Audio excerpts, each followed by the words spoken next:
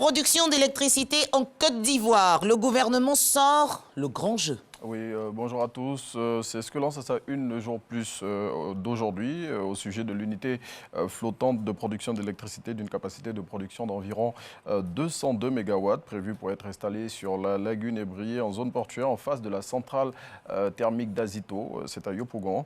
Cette unité flottante dont la mise en service est prévue pour la mi-avril prochain va accroître la puissance installée sur le réseau national de 380 nouveaux mégawatts, ce qui permettra à la Côte d'Ivoire de faire face aux aléas qui pourraient survenir dans l'exploitation du réseau, selon le confrère.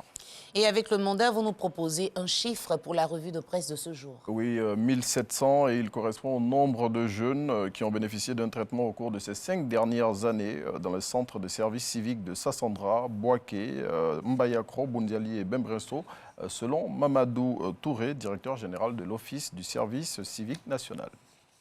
Et bonne nouvelle pour ceux qui vont généralement au Ghana. Le Ghana rouvre ses frontières terrestres et maritimes après 2 ans de fermeture en raison du Covid. Oui, c'est l'annonce faite par les autorités ghanéennes en début de semaine. Cette mesure, selon Le Matin, vise à relancer l'économie du pays dans un contexte de crise économique mondiale. Autre mesure d'assouplissement annoncée, c'est la levée de l'obligation du port du masque dans les lieux publics et également le fait que les voyageurs vaccinés n'ont plus à présenter un test PCR négatif à leur entrée sur le territoire ghanéen.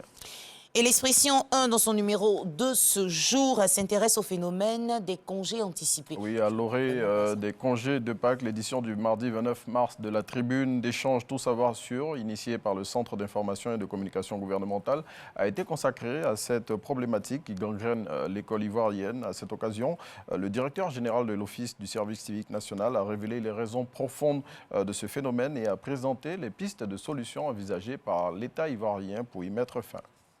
Match amical Angleterre-Côte d'Ivoire, les éléphants n'ont pas fait le poids face aux Anglais. Oui, les pachydermes ivoiriens se sont inclinés sur le score de 3-0 face aux Free Lions.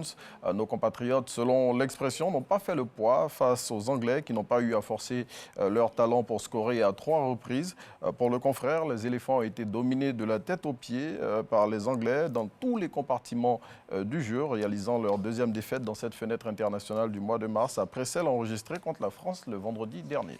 Et contrairement aux éléphants de Côte d'Ivoire, les lions indomptables du Cameroun ont remporté leur match en Algérie. Oui, c'était la condition pour eux afin d'espérer jouer le Mondial Qatar 2022. Et les poulains du coach Rigobert Song, qui n'avaient pas d'autre choix que la victoire, ont assuré en s'imposant 2-0 face au Fennec d'Algérie sur leurs installations. Et donc avec cette victoire, ils rejoignent le Ghana, le Sénégal, la Tunisie et le Maroc, qui eux aussi sont qualifiés pour le Mondial Qatar 2022. C'est bon? C'est bon. C'est tout? C'est tout. Je suis un peu triste pour les éléphants. Je ne sais pas comment ils font.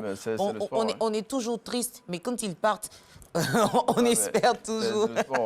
Il n'y a que 3 résultats, victoire, défaite ou match nul. Exactement. Nos gars, on ne dira pas qu'ils ont fait le choix de la défaite, mais bon, c'est tout. Mais bon, ça ne s'est pas bien passé. Bon courage pour la suite. C'est bien ici, on est ensemble. On fait comment? On est là-haut. Renaud, oui. On ne vous laissera pas partir rapidement. C'est vrai qu'on va se retrouver dans quelques instants pour Matin Express. Vous devez aller vous apprêter, mais il serait bon pour nous d'essayer de nous présenter l'invité actu de ce jour. Au pif comme ça, à chaque fois vous êtes très fort. Femme inspirante, vous l'avez dit, qui a un parcours assez exceptionnel. Les téléspectateurs auront l'occasion de découvrir. Femme d'engagement qui ne lâche pas quand elle tient à faire quelque chose, et je suis sûr que l'expérience qu'elle va partager ce matin avec nos téléspectateurs va permettre à des personnes qui peut-être sont encore dans le doute, se disent mais est-ce que je peux, est-ce que je dois, peut-être ça va permettre de leur ouvrir